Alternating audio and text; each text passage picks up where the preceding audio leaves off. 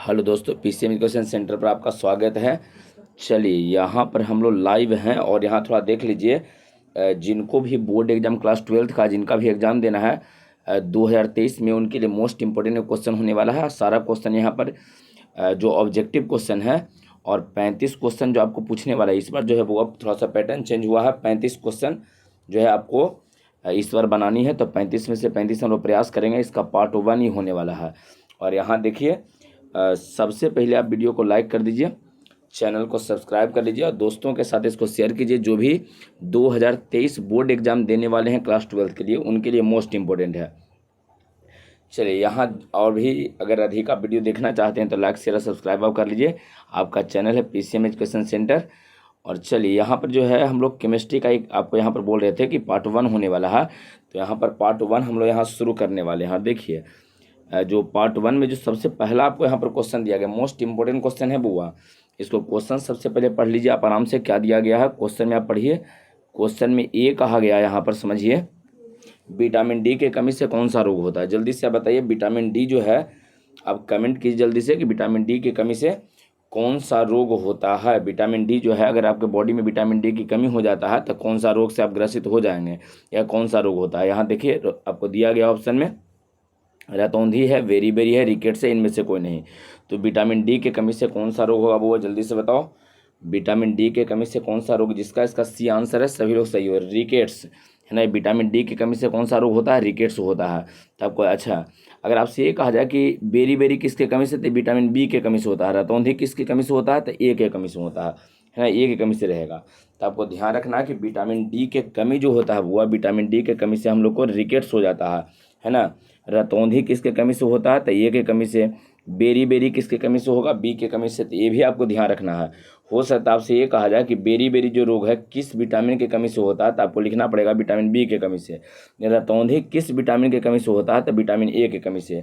लेकिन यहाँ आपको जो क्वेश्चन कहा गया उसके अनुसार आपका यहाँ पर आंसर आ जाएगा डी, है ना। विटामिन डी के कमी से कौन सा रोग होता है, तो रिकेट्स होता है। क्लियर हो गया है। चलिए, अगर क्लियर है तो नेक्स्ट क्वेश्चन की ओर चलते हैं। और यहाँ देखिए, एकदम मोस्ट इंपोर्टेंट वाला में से हुआ, ये बार बार रिपीट करता है क्वेश्चन। क्वेश्चन पढ़िए क्या दिया गया है। आपको ये कहा गया क्वेश्चन में कि एल्कोहल का क्रियाशीलता ग्रुप क्या होता है ना। फंक्शनल ग्रुप जो होता है एल्कोहल का, वो एल्कोहल का क्या रहेगा, आप जल्दी से बताइए। यहाँ जो दिया गया क्वेश्चन, एल्कोहल का क्रियाशीलता ग्रुप, यहाँ पर दिया गया ऑप्शन में आपको पढ़ लीजिए। OH है, NH2 है, COOH है और CHO है। तो आपको क्रियाशीलता ग्रुप एग्जाम में रहता है, आपको जल्दी से बताना है कि एल्कोहल का क्रियाशीलता ग्रुप क्या रहेगा। एल्कोहल का पेन पेपर लेकर टोटल को नोट करना, कॉपी में टोटल क्वेश्चन आप लिखिए और यहाँ पर आपको टोटल को याद कर जाना है। चलिए, तो एल्कोहल का क्रियाशीलता ग्रुप क्या रहेगा बताइए। चलिए, जिसका इसका आंसर ये आ रहा है सभी लोग सही हो बुआ, ठीक है, ये इसका आंसर हो जाएगा। एल्कोहल का क्रियाशीलता ग्रुप OH होता है, ध्यान रखना है आपको। एल्कोहल का क्रियाशीलता ग्रुप क्या रहता है, OH। तो आपका यहाँ पर आंसर आ जाएगा ए। क्लियर है, एल्कोहल का क्रियाशीलता ग्रुप OH रहता है। अच्छा, NH2 किसका रहेगा बुआ, तो ये भी आपको ध्यान रखना, हो सकता है इसी को पूछ देवल जाए, है ना। एमीन का किसका रहेगा, एमीन का। COOH किसका होता है, था कार्बोक्सिलिक अम्ल का, ध्यान रखना किसका रहेगा बुआ, था कार्बोक्सिलिक अम्ल का। और CHO जो होता है एल्डिहाइड का होता है। तो आपको इसमें जो चारों को दिया है, चारों को चारों आपको ध्यान रखिए। अगर क्रियाशीलता ग्रुप की बात करता है तो आपको ये ध्यान रखना है कि जो OH होता है ये एल्कोहल का क्रियाशीलता ग्रुप हो गया। NH2 एमीन का होता है बुआ। COOH कार्बोक्सिलिक अम्ल का होता है, ध्यान रखना कार्बोक्सिलिक अम्ल। और CHO यहाँ दिया गया है, ये है ना एल्डिहाइड का होता है, CHO एल्डिहाइड का होता है। तो आपको चारों इसमें याद रखना, चारों में से कोई ना कोई एक क्वेश्चन आपको पूछेगा। नॉर्मली एल्कोहल नहीं पूछता है तो एल्कोहल का OH हो जाएगा। क्लियर है। चलिए, अगला क्वेश्चन की ओर चलते हैं, नेक्स्ट क्वेश्चन की ओर चलो। एल्कीन का सामान्य सूत्र क्या होता है, चलिए जल्दी से बताइए। जो आपका एल्कीन होता है बुआ, उस एल्कीन का सामान्य सूत्र क्या होता है। चलिए जल्दी से बताइए, एल्कीन का सामान्य सूत्र आपका क्या हो जाएगा। CnH2n होगा, CnH2n+2 होगा, CnH2n-2 होगा, इनमें से कोई नहीं। जल्दी से आप बताइए, एल्कीन का सामान्य सूत्र क्या रहेगा। एल्कीन का सामान्य सूत्र क्या रहेगा। चलिए, C नहीं होगा बउआ, C तो बिल्कुल नहीं होगा। C जो होता है -2 एल्काइन का होता है, ध्यान रखिएगा, है ना। एल्काइन का होगा बउआ, एल्काइन का रहता है ना। कहा जाए CnH2n-2 किसका होता है, एल्काइन का होता है, एल्काइन का। और B भी नहीं रहेगा, B जो होता है बउआ यहाँ पर ये एल्केन का होता है। B किसका है, एल्केन, ध्यान रखिएगा, एल्केन का होता है। क्लियर है, एल्केन का रहेगा। चलिए इसका आंसर ए आ जाएगा। एल्कीन का कहेगा तो CnH2n हो जाएगा बुआ आपका, है ना। तो एल्कीन का क्या हो जाएगा, CnH2n। तो आपका आंसर इसमें ए हो जाएगा। CnH2n किसका होता है, तो यहाँ पर होता है एल्कीन का। एकरे में अगर दूध जोड़ दीजिएगा तो एल्केन बन जाएगा, और दूध हटा लेंगे तो एल्काइन बन जाएगा। ठीक है, तो तीनों का आपको ध्यान रखना है। एल्कीन का क्या रहेगा, CnH2n। एल्केन का क्या होगा वो, CnH2n+2 हो जाएगा। और ये आपका एल्काइन का दिया गया CnH2n-2। तो ये तीनों को आपको ध्यान रखना है, कॉपी में तीनों का सामान्य सूत्र आपको लिख लेना है। ठीक है, और इसको याद आपको रखना है। चलिए अगला क्वेश्चन क्यों चलते हैं। नेक्स्ट क्वेश्चन में क्या कहा गया है, चलिए यहाँ पर कहा गया कि कौन सा विटामिन जल में घुलनशील होता है। जल्दी से बताइए, एकदम नॉर्मल सा क्वेश्चन है, आप इसको बता सकते हैं। कौन सा विटामिन जो है वो जल में घुलनशील होता है। यहाँ ऑप्शन आपको दिया गया, पढ़ लीजिए। ऑप्शन में विटामिन ए है, बी है, डी है और के है। तो कौन सा विटामिन जल में घुलता है बुआ, विटामिन जो जल में घुलनशील होता है। तो उस विटामिन का नाम आपको बताना है जो जल में घुलनशील होता है। ए, बी, डी, के, इसमें से कौन रहेगा, जल्दी से बताइए। ए होगा, बी होगा, डी होगा, के होगा। कौन सा विटामिन जल में घुलनशील होता है। चलिए विटामिन बी, बिल्कुल ध्यान रखिएगा। विटामिन बी आपका जल में घुलनशील होता है। इससे आपको जानकारी के लिए हम बता देते हैं कि विटामिन बी और सी बुआ, बी सी कहते हो ना कि बड़ी बेसी था लेकिन डूब गया। तो बी और सी जो विटामिन होता है जल में घुलनशील होता है। तो एक तो बी होगा ही, इसमें सी अगर ऑप्शन में आपको देता तभी हो जाता। तो ध्यान रखिएगा, विटामिन बी और सी दोनों का दोनों आपका जल में घुलनशील होता है। ध्यान रहेगा, विटामिन बी और सी क्या रहता है वो, तो जल में घुलनशील होता है। आपका आंसर इसमें केवल बी दिया है, तो बी आपका आंसर आ जाएगा। चलिए अगला क्वेश्चन क्यों चलते हैं। नेक्स्ट क्वेश्चन, बुना एन और बुना एस है, ये क्या होता है। बुना एन और बुना एस जो होता है वो ये क्या है, ये कई बार रिपीट किया गया क्वेश्चन है। बुना एन और बुना एस क्या होता है। चलिए ऑप्शन आपको दिया गया है कि प्राकृतिक रबर होता है, नेचुरल रबर होता है। दूसरा में कहा गया सिंथेटिक है, नहीं सिंथेटिक कहने का मतलब क्या, संश्लेषित रबर है, लेटेक्स है और पॉलीथीन होता है। क्या होता है जल्दी से बताइए। बुना एन और बुना एस क्या होता है, ये रबर होता है वो। सबसे पहला बात आपको ध्यान रखना है कि बुना एन और बुना एस जो है दोनों का दोनों आपका रबर होता है ना। दोनों का दोनों आपका रबर होता है। अब आपको ये बताना है कि कौन सी रबर है, प्राकृतिक रबर है या संश्लेषित है। मतलब भगवान ने हम लोग को बना के दिए हैं या हम लोग खुद बनाते हैं। प्राकृतिक मतलब वैसी चीज़ें जो प्रकृति द्वारा दिया गया, भगवान द्वारा दिया गया। और संश्लेषित वो रबर होता है बुआ, या उस प्रकार का पदार्थ होता है जिसको हम लोग बनाते हैं। तो चलिए जल्दी से आपको बताना है कि बुना एन और बुना एस क्या रहेगा। चलिए संश्लेषित जिसका आंसर आ रहा है सभी लोग सही हो, बी इसका आंसर आ जाएगा। बुना एन और बुना एस रबर होता है, दोनों का दोनों संश्लेषित होता है। बुना एन और बुना एस क्या है, आपका रबर है, दोनों का दोनों संश्लेषित होता है। आपको ध्यान रखना, आंसर बी हो जाएगा इसका। चलिए अगला क्वेश्चन क्यों चलते हैं। नेक्स्ट क्वेश्चन, नेक्स्ट क्वेश्चन में कहा गया ज्वार को कम करने के लिए, यहाँ देखिए क्वेश्चन दिया गया, ये भी इंपॉर्टेंट क्वेश्चन है, कई बार रिपीट किया गया क्वेश्चन है बउआ। ज्वार को कम करने के लिए, ज्वार मतलब होता है बुखार, है ना।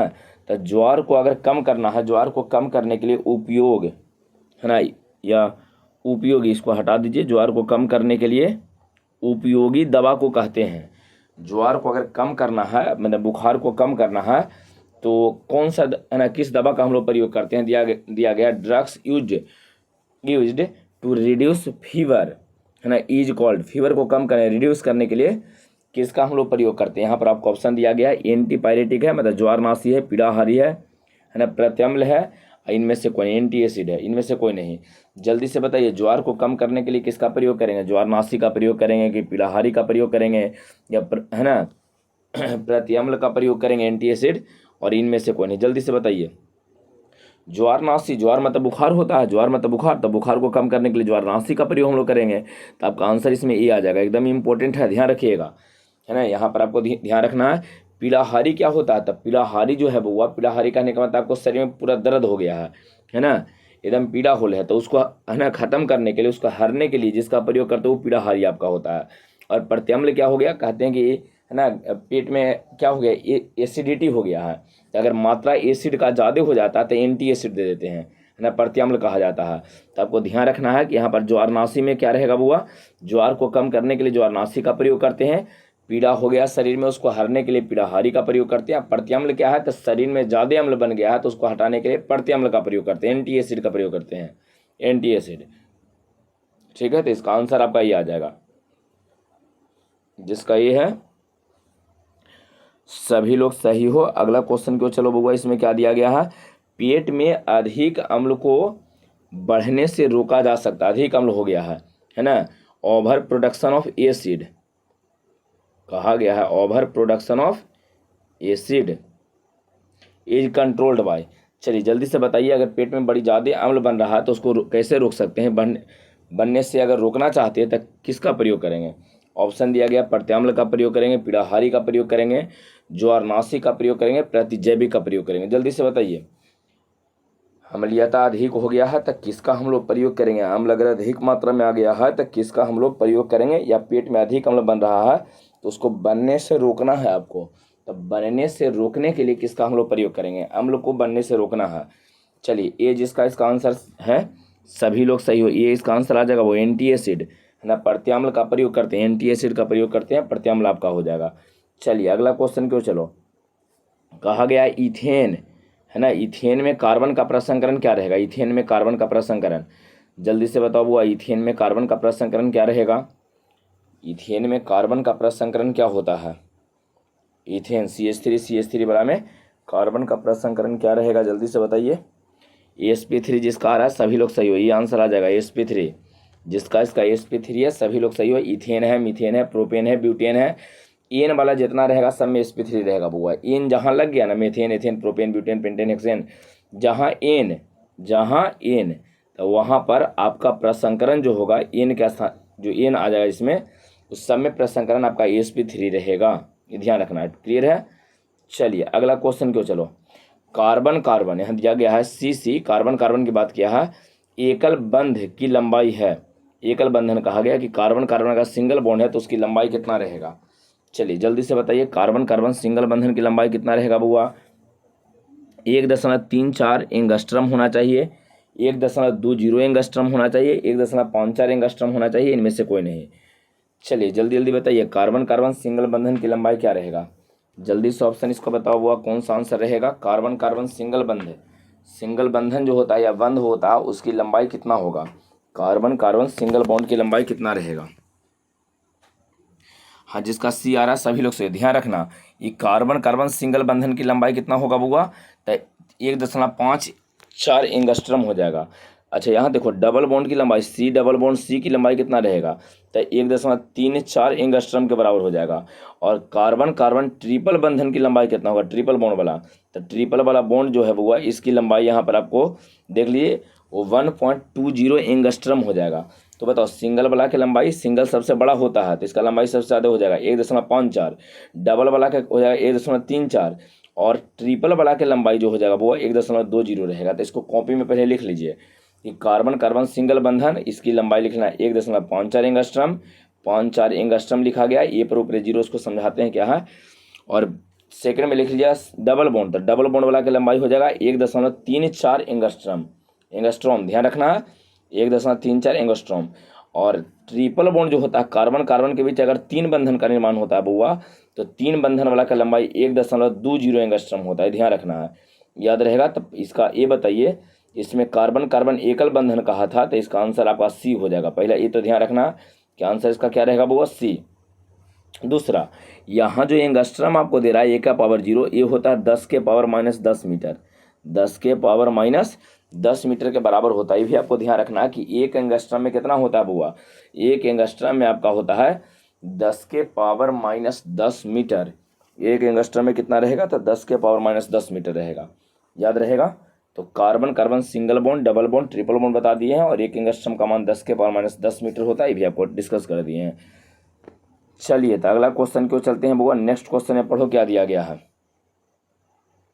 कहा गया कार्बन की संयोजकता कितना होता है, जल्दी से बताइए। कार्बन 1 2 3 4, कार्बन की संयोजकता कितना रहेगा, वैलेंसी कार्बन का कितना होता है, कार्बन की संयोजकता 1 2 3 4 क्या रहेगा बुआ, ये बताना है आपको कार्बन की संयोजकता। सबसे पहले तो आप वीडियो को लाइक कर दीजिए, इसको शेयर कीजिए दोस्तों के साथ, और चैनल को सब्सक्राइब कर लीजिए। और आपका चैनल है PCM एजुकेशन सेंटर बुआ, तो इसको आप लोग को सब्सक्राइब कर लेना है और दोस्तों के साथ शेयर कीजिए जिनको एग्जाम देना है, ठीक है। चलिए तो अब यहाँ पर आते हैं हम लोग अपने क्वेश्चन पे। कार्बन की संयोजकता कितना आ रहा है सबका, जिसका इसका डी आ रहा है सभी लोग सही हो, डी। कार्बन की संयोजकता 4 होता है बुआ। काशी जी में शंकर पार्वती अगर आप पढ़े होंगे सी कार्बन ग्रुप, तो उसमें है ना उसकी वैलेंसी जो है 14वां ग्रुप का है, उसका वैलेंसी 4 आपका रहेगा। क्लियर है? तो कार्बन के संयोजकता होता है 4। अगला क्वेश्चन क्यों, चलो देखो, सर्वाधिक चालकता होता है, सबसे अधिक चालकता किरा पास है बउआ, सबसे अधिक धारा किससे प्रभावित होगा? सिलिकॉन से होगा, लोहा से होगा, लोहा लिखा गया, लोहार नहीं लिखा गया बउआ, लोहा लिखा गया है। चांदी है, टेफ्लॉन है। तो जल्दी से आप बताइए कि सबसे अधिक चालकता किसका रहेगा, है ना? सिलिकॉन का होगा, लोहा का होगा, चांदी का होगा या टेफ्लॉन का होगा? ये भी एक बेहतर क्वेश्चन है, बार बार रिपीट करने वाला क्वेश्चन है बउआ। जल्दी से बताओ सबसे अधिक चालकता किसका रहेगा? चांदी का, जिसका इसका सी है। सभी लोगों का आंसर सही है, सी वाले सभी लोग सही हो। चांदी जो है उसकी चालकता सर्वाधिक होता है, सबसे अधिक होता है। अगला क्वेश्चन क्यों चलते हैं, नेक्स्ट क्वेश्चन। चलिए, निकेल का यहाँ पर क्वेश्चन आपको दिया गया, निकेल का कहा गया, निकेल का NiCO4 में ऑक्सीकरण अवस्था बताइए। ऑक्सीकरण अवस्था आपको बताना है NiCO4 में निकेल। चलिए जल्दी से पहले कमेंट कीजिए, इसके बाद इसका एक ट्रिक बताते हैं। क्वेश्चन में बार बार रिपीट करता है बउआ। चलो जल्दी से बताओ, NiCO4 में निकेल का क्या रहेगा ऑक्सीकरण संख्या? ऑक्सीकरण संख्या या ऑक्सीकरण अवस्था आपको बताना है। जिसका इसका 0 आ रहा, सभी लोग से देखो, अगर किसी भी धातु के साथ अगर CO कहीं आ जाता, केवल CO आल है तो CO आ जाता है, CO न्यूट्रल हो जाता है, काम खत्म। इसको हटा देना है और जो धातु बचेगा उसका ऑक्सीकरण संख्या आपको 0 लिख देना है, उसको हटा देना है।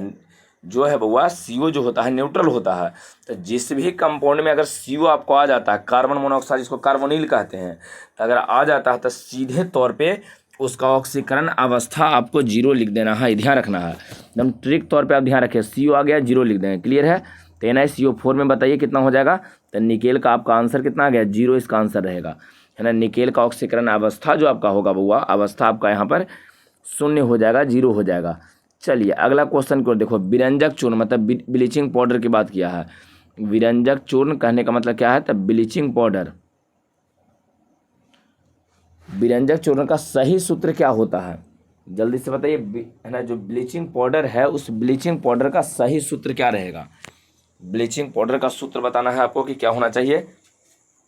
CaOCl इंटू Cl है, CaO फिर ऑक्सीजन है, इसके बाद क्लोरीन दिया गया है। आप जल्दी से पढ़ के देख लीजिए, ब्लीचिंग पाउडर का सूत्र क्या रहेगा वो? ब्लीचिंग पाउडर का सूत्र बताना है। चलिए, जिसका ए आंसर है सभी लोग सही हो। इसका सूत्र क्या होता है? तो यहाँ पर देखिए दिया गया है Ca, है ना। क्या दिया गया? CaOCl इंटू बाहर में Cl, ये रहता है बउआ। एक चाहे CaOCl2 ऐसे भी रहता है, तो दोनों में से कोई भी आप लिख सकते हैं, दोनों सेम ही है। ऑक्सीजन एगो और क्लोरीन देखो, यहाँ देखो, यहाँ पर ऑक्सीजन एगो है, क्लोरीन यहाँ भी 2 गो है, तो यहाँ भी 2 गो एक साथ लिख दिए हैं। दोनों में से कोई एक आपको देगा तो आपका आंसर इसमें ए आ जाएगा, CaOCl इंटू Cl। ध्यान आपको रहेगा, ब्लीचिंग पाउडर का सही सूत्र है। चलिए अगला क्वेश्चन, ये भी एक मोस्ट इंपोर्टेंट क्वेश्चन है। लेंथेनाइड संकुचन का तात्पर्य क्या है?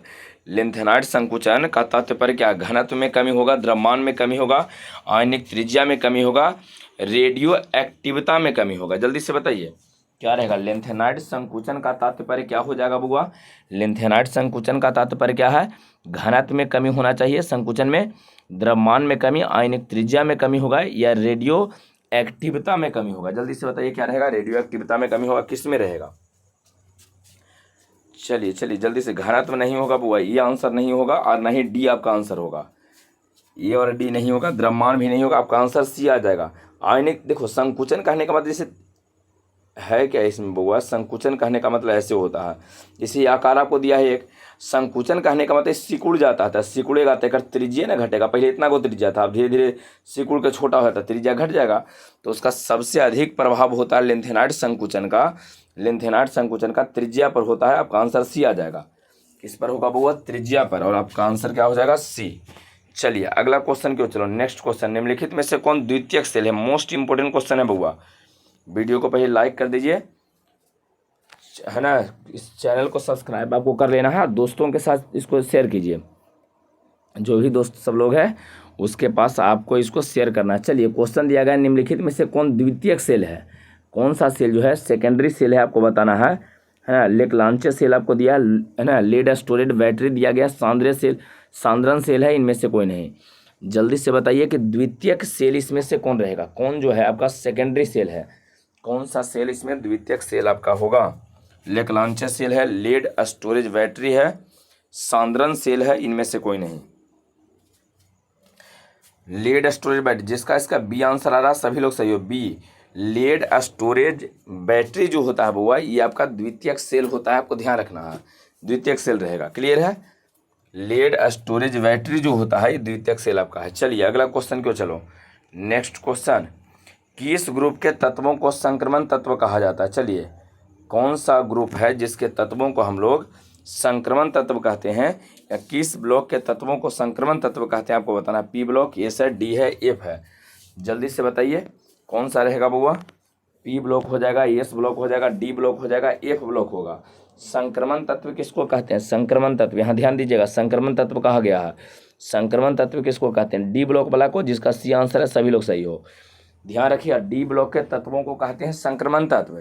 डी ब्लॉक के तत्वों को क्या बोलते हैं बुआ, तो संक्रमण तत्व। और एफ वाला को बोलते हैं अंतः संक्रमण। ध्यान रखिएगा, लिख लीजिएगा, डी ब्लॉक जो डी ब्लॉक है, डी ब्लॉक के तत्वों को संक्रमण तत्व कहा जाता है। तो हम इसको लिख लेना है आपको, डी ब्लॉक के तत्वों को संक्रमण तत्व कहा जाता है।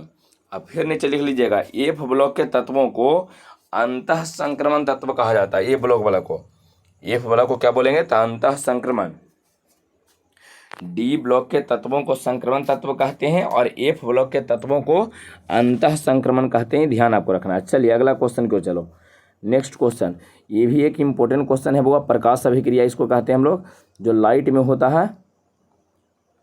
क्वेश्चन दिया गया है, यहाँ पढ़िए कि जब ये जो अभिक्रिया यहाँ दिया है, ये प्रकाश में अभिक्रिया की कोटि बताना है। प्रकाश में अगर होता है तब, एक बार ध्यान रखिएगा, अगर कोई भी अभिक्रिया लाइट में होता है तब बड़ी धीरे धीरे होगा। सबसे पहला बात आपको ध्यान रखना है, अगर ये वाला अभिक्रिया H2Cl2HCl लिखा है, अगर ये लाइट में होता है तो इतना स्लो होगा कि आप सोच नहीं सकते हैं, काफ़ी स्लो रहेगा, है ना, एकदम स्लो अभिक्रिया रहेगा। तब इसका कोटि बताना है, तो स्लो अभिक्रियाओं का कोटि 0 होता है, तो आपका आंसर इसमें डी आ जाएगा। ध्यान रखिएगा, अभिक्रिया जो स्लो हो जाता है, जो स्लो अभिक्रिया है, उसकी कोटि आपका कितना रहेगा बुआ, तो कोटि इसका 0 आपका हो जाएगा। यहाँ ध्यान रखनी है, कोटि कितना हो जाएगा इसका 0, तो आपका आंसर इसमें डी आ जाएगा।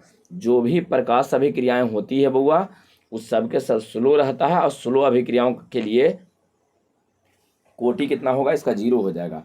ध्यान रहेगा। चलिए चलो यहाँ तक हो गया, तो नेक्स्ट क्वेश्चन क्यों चलते हैं बुआ। सब लोग लाइक कर दो वीडियो को, चैनल को कर लीजिए सब्सक्राइब, और दोस्तों के साथ कर लीजिए, है ना, इसको शेयर कीजिए। क्वेश्चन दिया गया एल्डिहाइड का क्रियाशीलता ग्रुप, है ना। और जो सेकंड क्वेश्चन है, ये वाला क्वेश्चन करवाए थे, लेकिन वहाँ पर एल्कोहल का पूछा गया था, यहाँ पूछा गया एल्डिहाइड का। जल्दी से बताइए तो, एल्डिहाइड का क्रियाशीलता ग्रुप क्या रहेगा। OH रहेगा, NH2 रहेगा, COOH रहेगा, CHO रहेगा, क्या रहेगा। एल्डिहाइड का क्रियाशीलता ग्रुप आपको बताना है कि जो एल्डिहाइड है, उस एल्डिहाइड का क्रियाशीलता ग्रुप क्या होता है। एल्डिहाइड का क्रियाशीलता ग्रुप बताइए जल्दी से, एल्डिहाइड का क्रियाशीलता ग्रुप क्या रहेगा बुआ। चलो आंसर डी आ रहा है, सभी लोग सही हो, डी इसका आंसर हो जाएगा। देखो जो पहला OH दिया है, ध्यान रखिएगा, एल्कोहल का रहेगा, NH2 एमीन का रहेगा, COOH जो रहेगा वो वही कार्बोक्सिलिक अम्ल का रहेगा, और लास्ट में CHO दिया है जो एल्डिहाइड का आपका हो जाएगा। क्लियर है, तो सबका नाम याद हो गया, OH alcohol, NH2 amine, COOH carboxylic अम्ल, और CHO जो लिखा है वो वही CHO क्या रहेगा, तो CHO आपको ध्यान रखना है कि एल्डिहाइड का होता है, किसका रहेगा, एल्डिहाइड का। क्लियर है, तो चलिए अगला क्वेश्चन क्यों चलते हैं। नेक्स्ट क्वेश्चन, निम्नलिखित में कौन प्रथम कोटि की अभिक्रिया का वेग स्थिरांक की इकाई है। वेग स्थिरांक की इकाई आपको बताना है कि कौन है।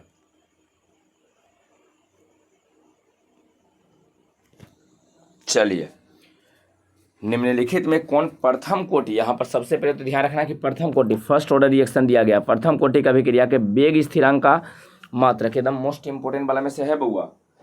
वेग स्थिरांक का मात्रक पूछा गया है, प्रथम कोटि की अभिक्रिया के वेग स्थिरांक का मात्रक क्या रहेगा।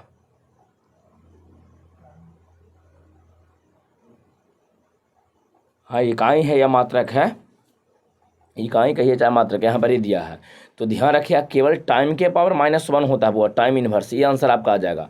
टाइम इनवर्स कहने का मतलब क्या, समय के स्थान पे सेकंड देगा, तो पर सेकंड, पर मिनट, पर घंटा, इस तरह से रहेगा आपका। तो यहाँ आपको ध्यान रखना है कि प्रथम कोटि की अभिक्रिया का अगर वेग स्थिरांक पूछता है तो सिंपल तौर पे आपको आंसर क्या देना है बउआ, तो आपका आंसर ये देना है यहाँ पर है कि प्रथम कोटि की अभिक्रिया का वेग स्थिरांक समय टाइम इनवर्स हो जाएगा। ये आपका आंसर आ जाएगा। क्या रहेगा बउआ, ये आपका आंसर होगा। समय के पावर -1 देता है, जैसे प्रति सेकंड दे देगा, प्रति मिनट दे देगा, इस तरह से होगा। ठीक है, चलिए अगला क्वेश्चन क्यों, चलो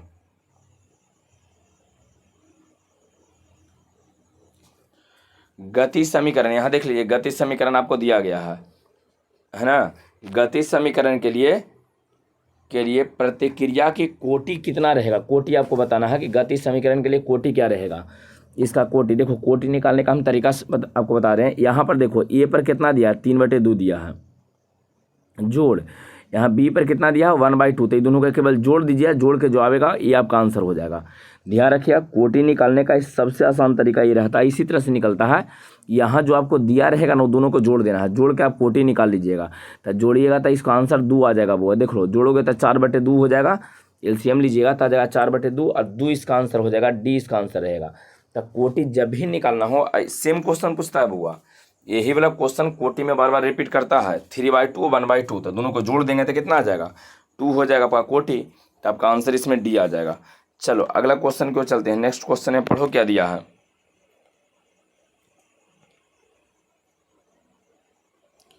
चलिए एकदम मोस्ट इंपोर्टेंट वाला में से है, इसको लिख लो सबसे पहले, अति महत्वपूर्ण, एकदम महत्वपूर्ण क्वेश्चन में से है बुआ। ये क्वेश्चन आपको पूछेगा ही, किसी न किसी रूप में क्वेश्चन दे देगा। रासायनिक अभिक्रिया यहाँ दिया है, H2I2 2HI का साम्य स्थिरांक Kp है। कहा गया है कि साम्य स्थिरांक आपका Kp है। तो Kp किस पर निर्भर करेगा, ये आपको बताना है। तो जितना भी कांस्टेंट होता है रासायनिक अभिक्रिया, Kp, Kc, Kx, इस सब के सब बुआ केवल और केवल तापमान पर निर्भर करता है, अदर किसी फैक्टर पर निर्भर नहीं करेगा। तो आपको बताना है कि किस पर निर्भर करेगा। जल्दी से देखिए, तो 4 ऑप्शन दिया गया है, इसे आपको बता ही दिए है कि तापमान पर निर्भर करेगा। तो Kp हो, Kc हो, Kx हो, K वाला फैक्टर जितना भी रहेगा रासायनिक अभिक्रिया में साम्य स्थिरांक जो बउआ, ये सब के सब केवल और केवल ताप पर निर्भर करता है। ताप घटाइए बढ़ाइएगा तभी K का मान घाटे बढ़ेगा। और किसी को यहाँ पर है ना, दाब को या उत्प्रेरक या H2I2 की मात्रा किसी पे निर्भर नहीं करता, केवल और केवल ताप पर निर्भर करेगा। आपको ध्यान रखना है, K का मान केवल और केवल ताप पर निर्भर करेगा, है ना। तो ध्यान आपको रखना है। आपका आंसर इसमें कौन सा आ जाएगा, डी। अगला क्वेश्चन क्यों चलते हैं, नेक्स्ट क्वेश्चन में पढ़ो क्या दिया गया है। प्रथम कोटि की अभिक्रिया के लिए अर्धवायु काल T½ का वैल्यू चाहिए, जल्दी से बताइए। नॉर्मल सा क्वेश्चन है, T½ का मान कितना रहेगा बउआ, T½ फर्स्ट कोटि ना, फर्स्ट ऑर्डर रिएक्शन के लिए T½ ये आपको फिजिक्स में भी पूछता है बउआ, ध्यान रखिएगा, मॉडर्न फिजिक्स में भी आपको दिया पढ़ने के लिए। तो चलिए जल्दी से बताइए क्या इसका आंसर रहेगा।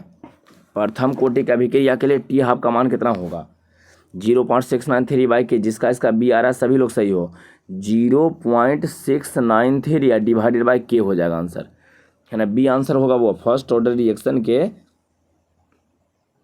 जो फर्स्ट ऑर्डर रिएक्शन है उसका अर्धवायु काल आपका हो जाएगा 0.693 डिवाइडेड बाई K, आपको ध्यान रखना है।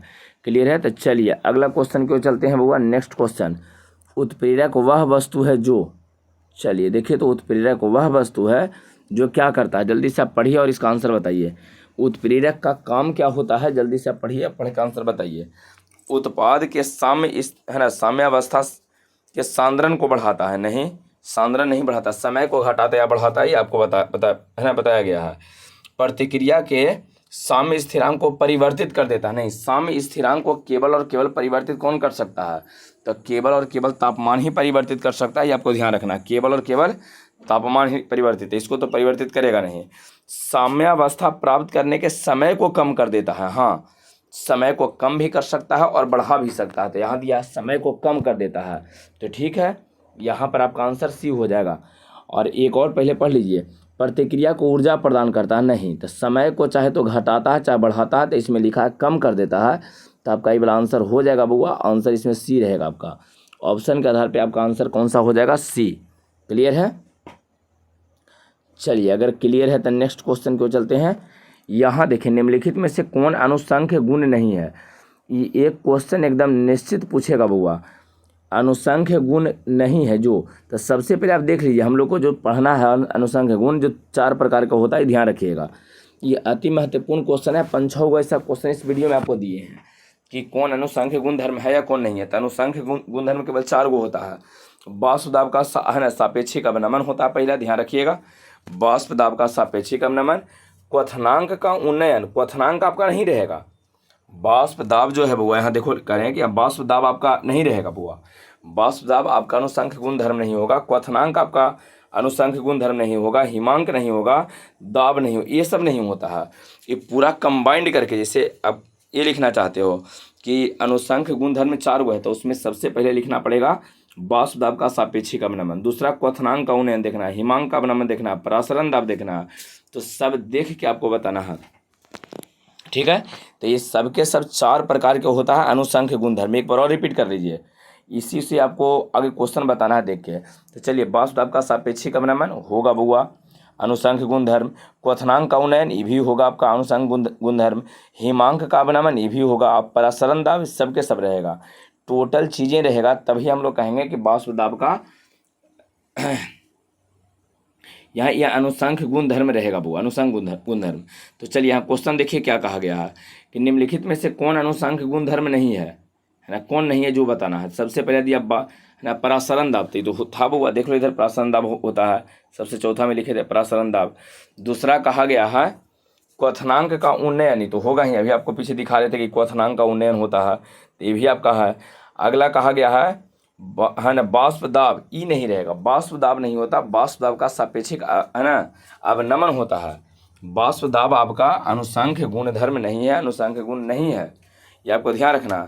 अनुसंख्य गुण नहीं है कौन, तब वाष्प दाब जो है अनुसंख्य गुण धर्म नहीं है, लेकिन वाष्प दाब का यहाँ देख लो, वाष्प दाब का सापेक्षिक अवनमन कहते, तब ये आपका अनुसंख्य गुण धर्म था, ठीक है।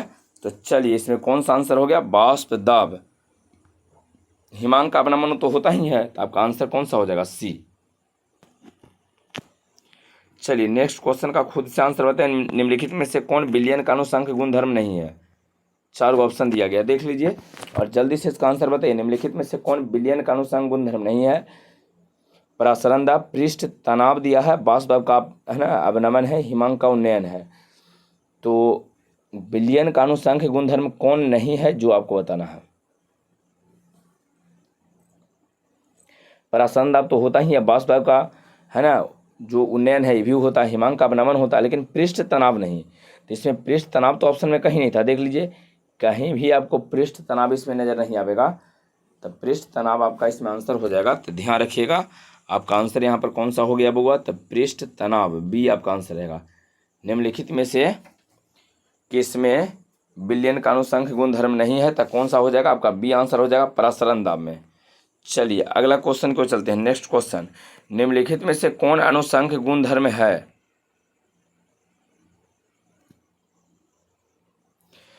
निम्नलिखित में से कौन अनुसंख्य गुण धर्म है आपको बताना है जल्दी। क्वथनांक है, वाष्प दाब है, परासरण दाब है, हिमांक है। चलिए जल्दी से बताइए कि अनुसंख्य गुण धर्म कौन है बउआ, निम्नलिखित में से कौन अनुसंख्य। क्वथनांक नहीं रहेगा, क्वथनांक का उन्नयन रहता तो हो जाता, वाष्प दाब नहीं होगा, परासरण दाब होता है भैया, या ये कहिए कि वाष्प दाब का सापेक्षिक अवनमन होता है। हाँ परासरण दाब आपका रहेगा बउआ, तो आपका आंसर इसमें सी हो जाएगा। तो यहाँ पर आंसर आपका कौन सा हो गया, सी। हिमांक नहीं होता है, हिमांक का अवनमन होता है, हिमांक नहीं रहेगा। पीछे देख लीजिए हिमांक का अवनमन यहाँ लिखे थे, हिमांक का अवनमन, केवल हिमांक नहीं रहेगा। तो आपका आंसर इसमें क्या आ जाएगा, परासरण दाब। अनुसंख्य गुण धर्म है तो परासरण दाब आपका हो जाएगा, सी आंसर। अगला क्वेश्चन क्यों, चलो बोलो नेक्स्ट क्वेश्चन। चलिए देखिए तो नेक्स्ट क्वेश्चन में कहा निम्नलिखित में से कौन सा अनुसंख्य गुण धर्म नहीं है। चलिए अब इस बार कहा गया कि अनुसंख्य गुण धर्म नहीं है, तो 4 में से कौन एगो है जो अनुसंख्य गुण धर्म आपको नहीं नजर आ रहा, पीछे आपको है ना बताए थे। चलिए हिमांक का अवनमन होता है प्रकाशीय है ना, प्रकाशीय क्रियाशीलता नहीं आपको बताए थे, तो 20 का आंसर आई थिंक हो जाएगा बुआ, 20 का आंसर रहेगा। आगे ही पढ़ लो, वाष्प दाब का आपेक्षिक या सापेक्षिक अवनमन कर ही रहा है, क्वथनांक का उन्नयन हो ही जा रहा है, तो आपका आंसर इसमें आ जाएगा बी, प्रकाशीय क्रियाशीलता। क्या रहेगा बुआ, प्रकाशीय क्रियाशीलता। चलिए नेक्स्ट क्वेश्चन, जिंक एक है, जिंक क्या है जो आपको बताना है। संक्रमण तत्व है, ट्रांजिशन मेटल है, लेंथेनाइड है, सामान्य तत्व है या एस ब्लॉक का तत्व है, एलिमेंट ऑफ एस ब्लॉक। चलिए जल्दी से बताइए, जिंक कहाँ है बउआ, डी में है, संक्रमण में है, कि लेंथेनाइड में है, कि सामान्य तत्व है, या एस ब्लॉक का कोई तत्व होगा। जल्दी से बताइए तो क्या रहेगा, जिंक। संक्रमण, जिसका इसका ये आ रहा है सभी लोग सही, संक्रमण तत्व रहता है बउआ, है ना। डी जो है बीच में देखते हो, बीच में या सबसे लास्ट वाला में जाता है, तो जांच करके जो लिखाता है, तो आपका आंसर इसमें कौन सा हो जाएगा, ए, संक्रमण तत्व। चलिए अगला क्वेश्चन क्यों, चलो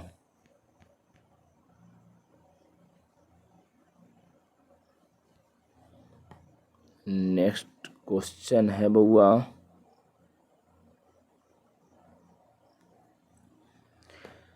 ये है आपका अगला क्वेश्चन, पढ़िए पढ़िए, इसका आंसर बताइए क्या रहेगा। आवर्त सारणी के ग्रुप 15 में नाइट्रोजन के अतिरिक्त कौन सा तत्व होगा। तो ग्रुप 15 में होता है नाना है, पापा, आंटी, सब बीमार, ये सब होता है बउआ, ग्रुप है ना, जो 15 वाला ग्रुप है। तो 15 ग्रुप में नाइट्रोजन को छोड़ के और कौन सा तत्व है, तो फॉस्फोरस, आर्सेनिक, एंटीमनी और बिस्मथ। तो देखिए इसमें कौन है, अगर आप इसमें नाइट्रोजन को छोड़ देते हैं तो कौन सा रहेगा, आर्सेनिक रहेगा, एस, और अगला दिया है एस बी और बी आई। चलिए जल्दी से बताइए, नाइट्रोजन के छोड़ के कौन आपको मिल रहा है इसमें, फॉस्फोरस है, कार्बन है, आर्गन है, कौन सा रहेगा। तो नाइट्रोजन और फॉस्फोरस, देखिए यहाँ पर मिल रहा है नाइट्रोजन फॉस्फोरस, है ना। तो पी आपका ये वाला आंसर आ जाएगा, पी किस में है, तो पी आपका यहाँ पर है किसमें, बी यहाँ पर है ना, नाइट्रोजन के अलावा फॉस्फोरस रहेगा, बी आपका आंसर आ जाएगा इसमें, नॉर्मल है बी। चलिए अगला क्वेश्चन क्यों चलते हैं, नेक्स्ट क्वेश्चन।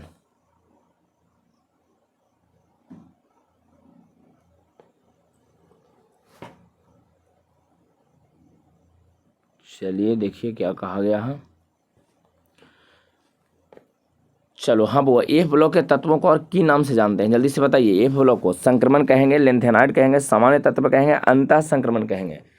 चलिए एफ ब्लॉक के तत्वों को हम लोग क्या बोलते हैं, एफ ब्लॉक का जो तत्व होता है वो उसको हम लोग क्या बोलते हैं, संक्रमण बोलते हैं, लेंथेनाइड बोलते हैं, या सामान्य तत्व कहते हैं, या अंतः संक्रमण कहते हैं। अभी आपको पीछे लिखवाए थे कि डी ब्लॉक के तत्वों को संक्रमण और एफ ब्लॉक के तत्वों को अंतः संक्रमण वाला कोटा में रखेंगे, तो अंतः संक्रमण तत्व हो जाएगा आपका आंसर डी हो जाएगा बुआ, आपका आंसर इसमें क्या आ जाएगा, डी। क्लियर है, अंतः संक्रमण कहते हैं। चलिए पीछे क्वेश्चन का डिस्कशन किए हैं, तो अगला क्वेश्चन क्यों, चलिए आम्लराज एक मिश्रण है, आम्लराज जो है एक मिश्रण है, aqua regia is mixture of किसका किसका, तो जल्दी से बताइए। तो 3HCl दिया है, HNO3 दिया है, 2HCl HNO3 दिया है, और 1HCl HNO3 दिया है, 3HCl 3 HNO3 है। तो देखिए आम्लराज जो रहेगा वो 3 गो HCl है, 1 गो HNO3 रहेगा, आपका आंसर ही आ जाएगा। आम्लराज का सूत्र आपको ध्यान रखना है।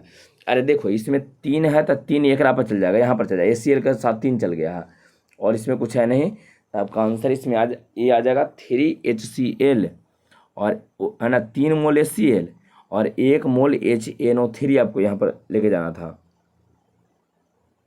आंसर के साथ आपको क्या लेके जाना है, तो 3 मोल HCl और 1 मोल HNO3, आपका आंसर ये आ जाएगा। क्लियर है, चलिए तो अगला क्वेश्चन क्यों चलते हैं वो, नेक्स्ट क्वेश्चन। नेक्स्ट क्वेश्चन निम्नलिखित में से कौन सबसे कम अस्थाई है, जल्दी से बताइए, कौन सबसे लेस स्टेबल, एकदम इंपॉर्टेंट वाला में से क्वेश्चन है बुआ, सबसे कम अस्थाई, जल्दी से बताइए। तो सबसे कम अस्थाई में से कौन है, सबसे कम अस्थाई लेस स्टेबल, F2 है, O2 है, HCl है, ICl है, जल्दी से। हाँ ICl, जिसका इसका सभी लोग सही हो, ICl का है कि ICl जो है इंटर हाइलोजन होता है बुआ, इंटर हाइलोजन, और इंटर हाइलोजन वाले जो तत्व होता है उसके कणों के बीच जो होता है बल, जो बल है, बल काफ़ी कम लगता है, तो सबसे कम अस्थाई कौन सा हो जाएगा, इंटर हाइलोजन में, आपका आंसर डी आ जाएगा, ICl। क्या रहेगा बुआ, ICl। चलिए अगला क्वेश्चन को चलते हैं, नेक्स्ट क्वेश्चन में पढ़िए क्या दिया गया है, कार्बोक्सिलिक अम्ल का क्रियाशीलता ग्रुप, जल्दी से बताइए। तो क्वेश्चन पीछे बताए हैं, 2 बार पीछे आया था क्वेश्चन, कार्बोक्सिलिक अम्ल का क्रियाशीलता ग्रुप OH रहेगा, NH2 रहेगा, COOH रहेगा, CHO रहेगा। तो OH तो आपको फिनॉल बताए हैं, NH2 एमीन होता है, CHO पीछे बताए थे कि एल्डिहाइड है, CHO क्या है, एल्डिहाइड है। तो ये जो बचा COOH कोची रहेगा बउआ, तो एक कार्बोक्सिलिक अम्ल, चूंकि यहाँ देखिए कार्बोक्सिलिक अम्ल का क्रियाशीलता ग्रुप पूछा है, तो क्या होता है सिंगल बॉन्ड COOH हो गया, सिंगल बॉन्ड COOH कार्बोक्सिलिक अम्ल का क्रियाशीलता ग्रुप है। चलिए अगला क्वेश्चन क्यों, चलो बोरॉन का विकर्ण संबंध दर्शाता है diagonal relationship of boron, boron के साथ कौन आएगा, तो देखो एक बात समझिए, बोरॉन में कौन है बुआ, तब बाल गंगा इंडियन तिलक आप सुने होंगे। बोरॉन में क्या है, ऐसे बोरॉन का जो क्या कहते हो, जो विकर्ण संबंध होता है बुआ, है ना, डायगोनल रिलेशनशिप होता है, उस सिलिकॉन के साथ जाता है, तो आपका आंसर इसमें सी आ जाएगा। यही एक क्वेश्चन है जो आपको डायगोनल रिलेशनशिप से पूछता है।